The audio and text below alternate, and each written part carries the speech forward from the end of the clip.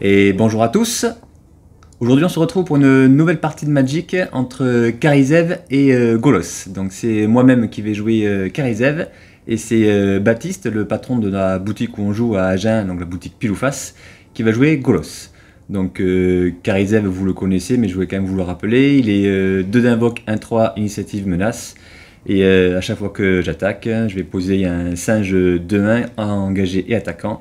Et à la fin du tour, il est détruit. Voilà. Et Golos, je laisse Baptiste le présenter. Alors du coup pour Golos, c'est une créature artefact qui coûte 5, qui est 3-5. Quand elle arrive en jeu, vous allez pouvoir chercher un terrain dans votre bibliothèque et le mettre en jeu engagé. Et pour 7, dont un de chaque couleur et 2 mana incolores, vous allez pouvoir exiler les 3 premières cartes de votre deck et pouvoir les jouer sans payer leur coût, même les terrains. Et du coup, cette capacité, tu l'as quasiment jamais utilisée, je suis sûr. Si, Ouais. énormément. Ça permet de faire beaucoup de cartes d'avantage contre du contrôle. C'est vraiment très pratique. D'accord. Donc c'est Baptiste qui a ouvert la partie. Avec son fetch blanc-bleu. Et là, ça va sûrement aller chercher un Triome Jeskai, donc bleu, blanc, rouge. C'est Triome, c'est vraiment génial. Non seulement on peut les chercher dès le début, ouais. Mais en plus, ça se recycle en fin de partie, c'est vraiment très pratique. Sachant que, vu que ça se recycle, les triomes avec des îles, tu peux faire des petites combos avec Daze pour les remonter et recycler en même temps. Du coup, tu peux contrer et piocher une carte en plus. C'est vraiment très sympa. Bien vu, ouais.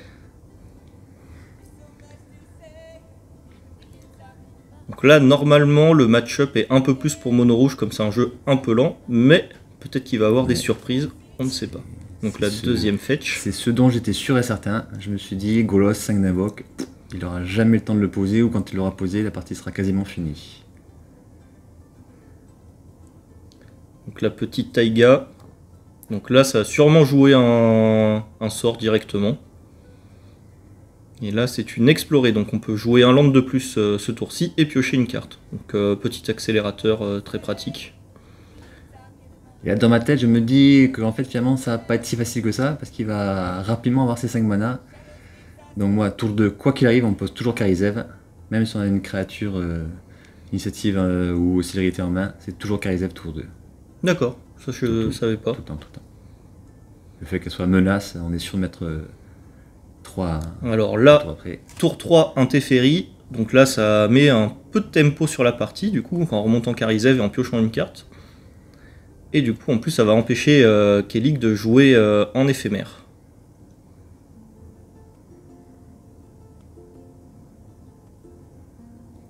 Ah, du coup, là, en effet, j'hésite parce que du coup, je peux soit rejouer Karizev, soit j'ai une créature qui, lorsqu'elle attaque, t'empêchera de gagner des points de vie jusqu'à la fin de la partie. Donc, du coup, j'avais hésité entre les deux. Mais bon, le guide gobelin, c'était obligé parce qu'il faut à tout prix que je me il faut gérer le Teferi. Ouais. Donc là, le top deck de la Vesuva, ça fait piocher une carte, on prend toujours. C'est le fameux défaut de Goblin Guide que j'expliquais dans une précédente vidéo, qui fait que dès qu'il attaque, l'adversaire révèle la carte qui est sur le dessus, et si c'est un terrain, il la met directement dans sa main. Du coup, souvent, il va piocher 2 cartes par tour. Donc voilà pourquoi Goblin Guide, c'est bien, mais c'est pas non plus l'ultime. Alors moi, mes Goblin Guide, dès que je les joue, ils font jamais piocher. Hein. C'est trop bien. Donc là, on a Golos tour 4, du coup, comme on a fait explorer au tour 2. C'est tour 3 même, non? C'est pas tour 3 déjà? Non, tour 3, j'ai posé le Teferi. Ouais, t'as commencé, c'est vrai, c'est tour 4. Ouais. Oui, je suis sûr que ça arrive de le poser tour 3 en plus, non? T'as pas des moyens de poser tour 3 donc, Oh si, avec une exploration tour 1, y a moyen de le poser tour 3 très facilement. Donc là, ça cherche des landes. Donc là, normalement, il y a 5 montagnes sur table. Donc du coup, avec Golos, on va chercher Valakut et du coup, toutes les prochaines montagnes vont pouvoir coller 3. Sachant qu'on avait Vesuva en main, du coup, ça va coller 6 forcément. Donc c'est vraiment très très fort.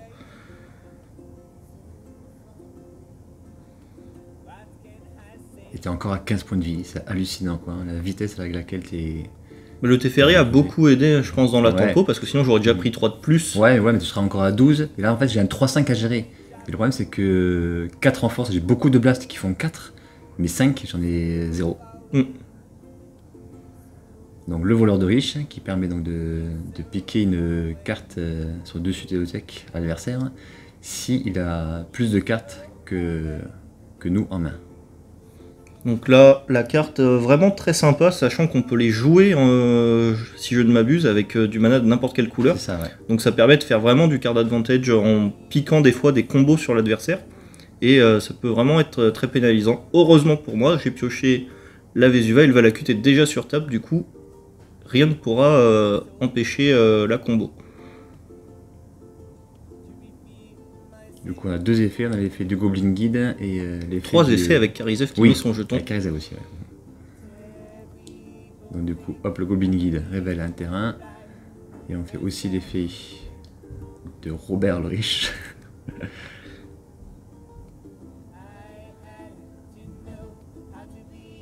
Donc le terrain Voilà. révélé sur l'effet de Goblin Guide, c'est un petit terrain. On peut le sacrifier en l'engageant et on peut récupérer un terrain du cimetière. Ah oui, donc même si on te défausse ton Valakut, t'as toujours une solution. Voilà. Donc là, le voleur de ruche est bloqué pour éviter qu'il fasse trop de card advantage sur la partie. T'as pris 5, tu passes à 10. Après, il faut que j'arrive à te finir, quoi. Avant que tu me tues toutes mes créatures avec C'est ça. ton Valakut. Donc là, le Golos est géré. Alors, le problème de Golos, c'est. Là, j'avais un blast qui faisait que des points de dégâts aux créatures, donc j'avais pas le choix. Mais je me dis, finalement, si je le tue, tu vas pouvoir le reposer, aller encore chercher les trucs, mais là, c'est encore pire, quoi. Donc là, Titan primitif, Ouais, Titan. on va chercher 2 montagnes. Du coup, on va coller 3 à Karizev et au Guide Gobelin. Et on va coller 6 sur Kellig. Parce que le Vesuva a aussi été joué juste avant. Ouais, t'as copié Valakut. Hein. C'est ça.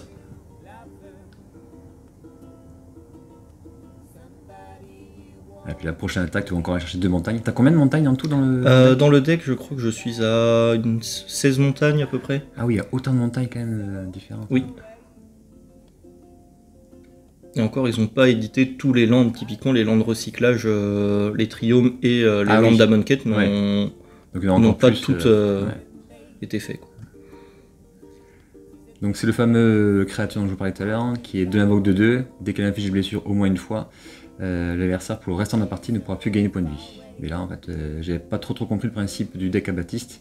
Il s'en fout complètement de gagner des points de vie. C'est en fait, il tue plus rapidement que nous avec ses montagnes qui arrivent sur le champ de bataille et qui inflige à chaque fois 6 points parce qu'il a Valakut. Et donc du coup... Sachant que cette créature est très sympa parce qu'elle a la flétrissure, du coup tu peux tuer les créatures indestructibles. C'est vrai en plus, des blessures en -1/-1. Donc là il retourne chercher une montagne. Donc 2 montagnes, plateau voilà. et là, avec le piétinement du titan. Ça suffit. Voilà. Et bien, première partie expéditive. Alors moi qui dans ma tête me disais ça va être parti facilement gagner 2-0 pour moi. Et en fait ça va être beaucoup plus difficile que je le croyais. Donc là je vais commencer la partie, ça va peut-être être un petit peu mieux, mais malgré tout je sais maintenant à quoi m'en tenir.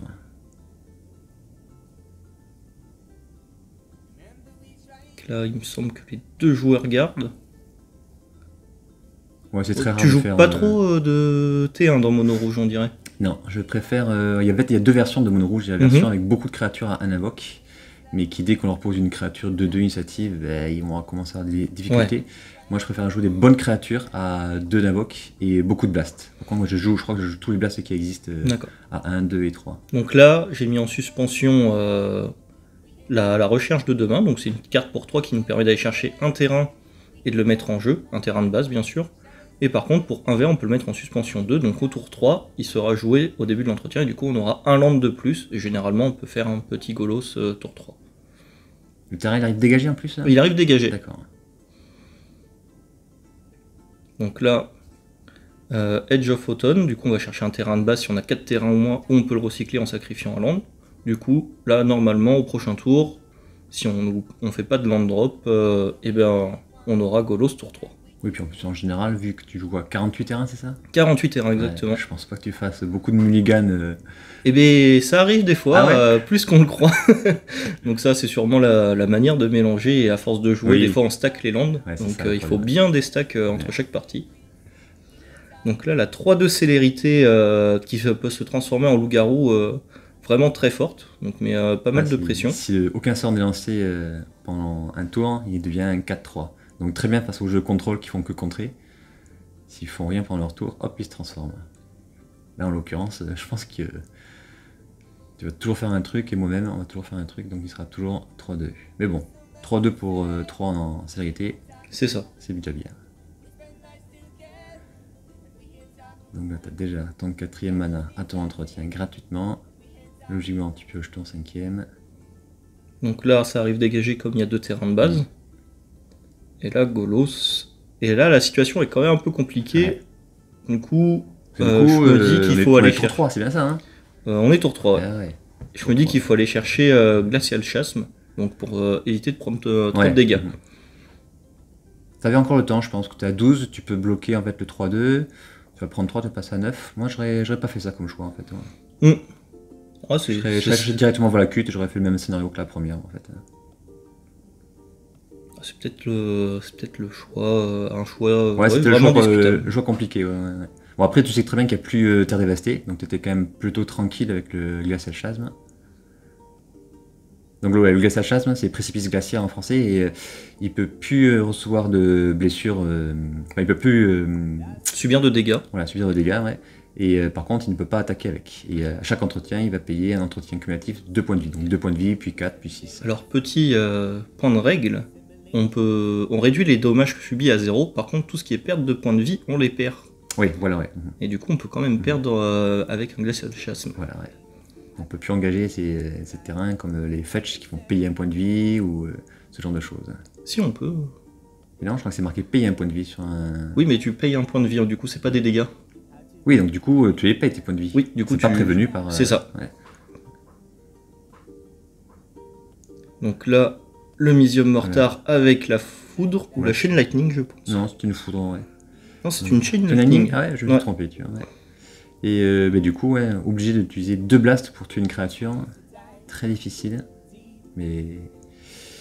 Voilà, mais de toute façon, le premier sort à de l'invoque qui faisait 4 points de dégâts que sur une créature, donc j'avais pas le choix d'utiliser ailleurs.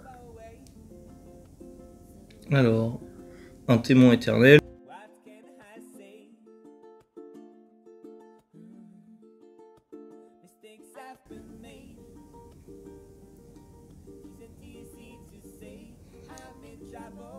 Alors...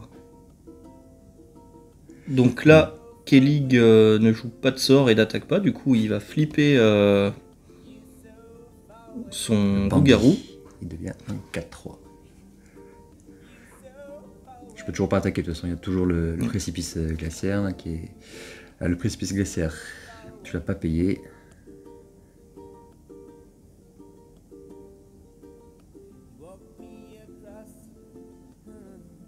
Toi, tu as la recherche de tes montagnes au maximum. Et oui. Pour pouvoir accélérer Valakut et avoir les 5 montagnes minimum pour activer l'effet.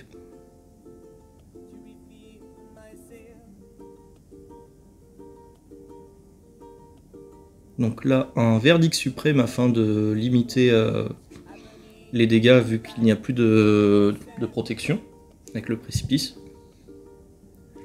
Donc là, j'ai 9 points de dégâts à faire. Difficile. En plus, tu poses encore une créature bloqueuse et qui en plus, vu que tu as des terrains au cimetière, il est 3-4, c'est ça, hein? C'est ça. Et du coup, pour 2, on va pouvoir sacrifier des landes et aller chercher des terrains. En l'occurrence, Valakut.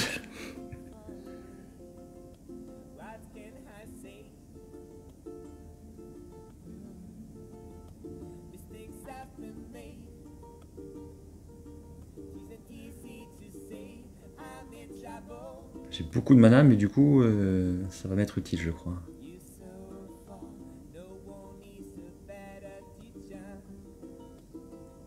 Alors, pour 4... Ça calcule, ça calcule.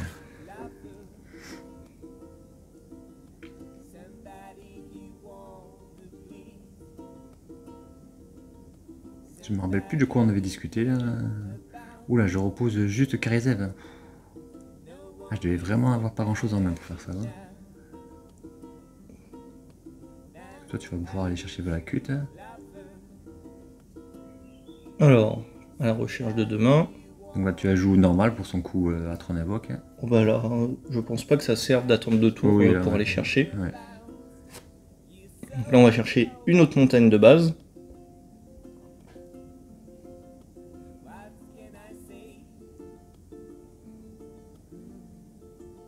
On pose un terrain. Et on dit fin de tour.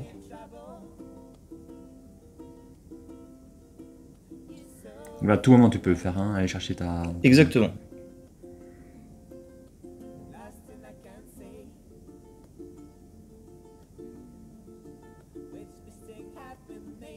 Donc là, Carbonisé, j'ai pas le choix. Il faut que je lui mette 4 points de dégâts pour m'en débarrasser. Ouais, donc j'ai beaucoup de sorts qui font 4 blessures dans mon deck. Je joue souvent contre un de mes amis qui joue Zur. Et voilà, j'ai vraiment pas le choix pour affronter un tel deck. Il faut à tout prix mettre beaucoup de blasts qui font 4 points de dégâts. ouais. Avantage de Golo, c'est qu'il a 5 points de vie. Et oui, du coup, ouais, Golo c'est très difficile. Et en plus, on hésite toujours à le tuer parce que du coup, on se dit que tu vas le reposer derrière. Donc logiquement, tu vas chercher ton Valakut. et là, la boule Et fulgure. là, avec- la petite surprise. Hein. Et du coup, c'est la game pour Kellig. On passe à la 3ème. Les boules fulgurantes, c'est vraiment puissant. Même si ça coûte 3 rouges, mettre 6 points de dégâts avec une carte comme ça. C'est comme les créatures avec l'exhumation aussi, Oui. que je trouve ça vraiment Ouais. très forte. Ils peuvent revenir sans être contrés, c'est génial. Donc là, le mulligan. Ouais, de toute façon, en plus, t'es obligé de bien mélanger après chaque partie parce que vu que t'as souvent Beaucoup de terrains 6-7 ensemble. terrains collés. Ouais. Moi, j'ai pas une trop mauvaise main. À partir du moment de toute façon, où on a 2 terrains avec un mono rouge, on est bien. Quoi. La plupart des sorts, on peut les lancer. J'ai moitié blast, moitié créature. Mais c'est Baptiste qui commence.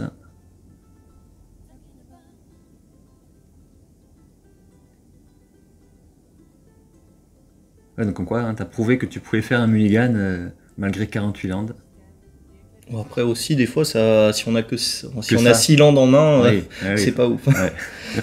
Donc toujours le triome, je crois que c'est la 3ème fois qu'on le sort en 3 parties. Ouais. Hein. Donc là, pas d'accélérateur tour 2 de terrain. Karizev toujours. Voilà, je vais essayer de prendre 2. Oula, Teferi encore une fois. Donc là, c'est vraiment un gain de tempo, ça, le fait de pouvoir remonter Karizev. On évite de prendre 3, et puis il faut le gérer. En plus, on pioche une carte, donc c'est vraiment très sympa. Donc là, hop, le Kenra, c'est géré. Donc toujours géré juste après. Alors, le golem, j'adore parce qu'en fait, il est un invoque de 2, donc ça rappelle pas mal Grenzo. Par contre, ça nous oblige à jouer que des montagnes enneigées. Ah, la pose du Meizophyte et un Oko. Alors là, Oko, très fort, beaucoup de points de loyauté, très dur à gérer. Et en plus, on met des tokens food qui nous permettent de gagner 3 points de vie dès qu'on les craque. Donc, je suis obligé de le gérer, quoi. Ça énerve parce que... Ouais, Et puis si jamais il le gère pas, le token food sera transformé en 3-3 élan et du coup ça va permettre d'avoir un bloqueur plus le Meizophyte. Donc là, Kellig va commencer à perdre des bêtes et ça va être très problématique. Et bien du coup, j'ai pas le choix, hein. Tout dessus. Forcément, le Kenra, il est maisé. Il n'y a que 2 points en moins. Et le Javelot de Flamme pour finir le Oko. Donc, la Javelot de Flamme, ça a été raté. Donc maintenant, en fait, c'est créature, joueur ou Planeswalker. Hein. Toutes les vieilles cartes comme ça, maintenant, il faut aller regarder sur le site The Gaterer, où les nouveaux textes sont valables. Donc là, une 0-3 qui me permet de poser un terrain de plus. Donc pareil, là on va continuer à ramper. En plus, on a un bloqueur. Donc là, tour 4, on est à 18. On est plutôt bien quand même. Ouais, parce que tu sais très bien que tu as la maze en plus pour te protéger. Tu as un bloqueur, comme tu dis, qui sert que à ça. Et en plus, derrière, tu vas pouvoir poser ton Golos et aller chercher tes combos de Valakut. Donc là, Lava Coil, ça tue le 0-3. Ça l'exile même. Ouais. Donc là, toujours un petit maze. On perd un. Et on va sacrifier le token food pour gagner 3. Et du coup, rester à 18. Une phase d'attaque qui n'a pas fait grand chose. Ouais, c'est horrible.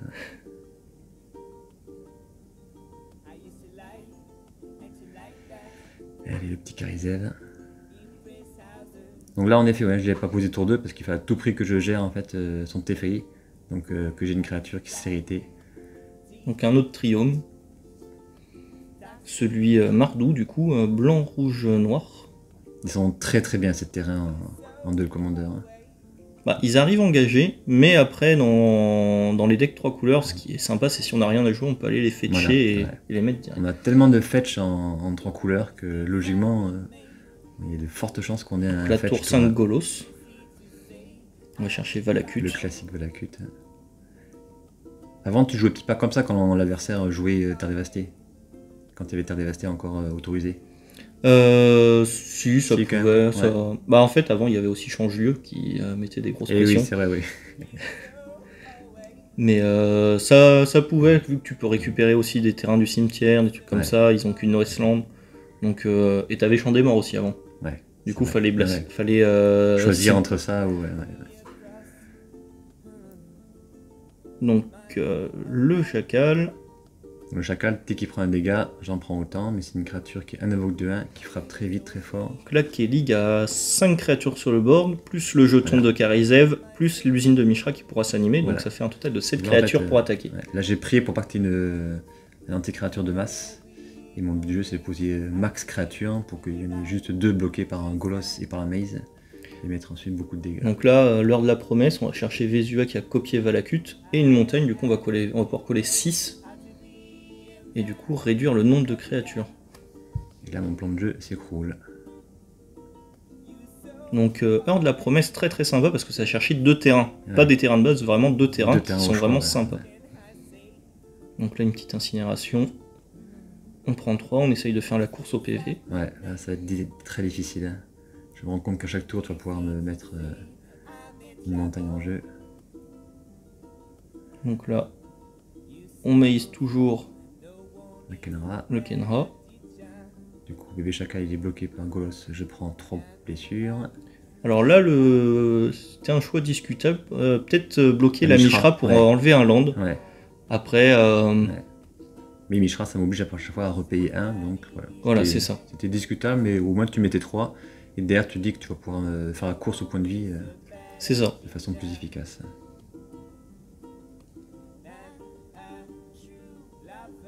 Et là, donc on pose un Scalding Tarn. Donc une montagne supplémentaire, du coup elle collera 6. Zénith vert à 6, du coup Titan, et Titan, du coup on colle ouais. 18 dans le tour, et c'est la fin. Ouais, franchement, très très belle partie parce que voilà, moi je vous dis, hein, depuis le début, je pensais que Golos ce serait beaucoup trop lent et en effet, il a fait une démonstration qu'on peut le poser tour 4, même tour 3, il me semble, la seconde partie. Donc C'est ça. vraiment très très bien. Ouais. Eh bien, merci d'avoir regardé la vidéo jusqu'à la fin et puis à bientôt pour de nouvelles parties. Allez, bye bye. Au revoir.